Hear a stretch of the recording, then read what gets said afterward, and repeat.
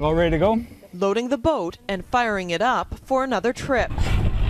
It's just one way to show off this part of the world, a pristine corridor along the BC coast. There's a sea lion right there. Between the wildlife and scenery, the Discovery Islands is a top destination for travelers looking for an ecotourism experience. But plans to start logging the area could put the $45 million industry at risk, and operators stand to lose it all. We're completely disregarded when it comes to forest management decisions, and that needs to change. There's something wrong here.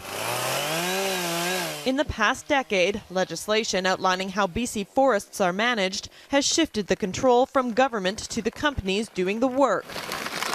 So this is Timber West that's been logging here on Sonora Island. When the trees are cut, it's hard to miss. And given what's planned, it's time to take action. The 2 blocks that we're asking be removed from the harvesting plans are these 2. Once logged, there's a chance the view will be compromised, and so will business. Bottom line is that we don't think we could survive. Spirit of the West Adventures makes 28 kayaking trips a year to its camp, generating more than $400,000 annually. But negotiations to protect the area are going nowhere. We think it's such a small thing to be asking for. It's such a tiny portion of their annual cut, and we're just not making progress. The logging company insists it's in consultation with the operators, stating Timber West is giving special consideration to the visual aspects of harvest in the area.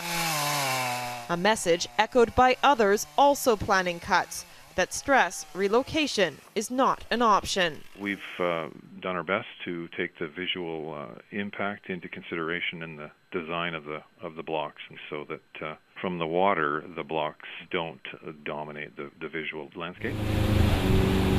But those in the tourism sector have seen what's already been done just outside the boundaries they operate and can't help but continue asking questions. Is this behind us going to be what the rest of the island's going to look like? With another season about to get underway, the concern is very real, and that has operators preparing on all fronts. We showcase what BC has to offer, and if that is not something good to look at, people will not return. The hope is to find a way for both industries to thrive together. And while the tourism sector now has a strong economic argument on its side, it's up to government to make a shift in policy that reflects its value. We can help rescue the economy if we're given the opportunity, but we need to have an intact working environment, and right now that's at serious risk. Kylie Stanton, Global News, Discovery Islands.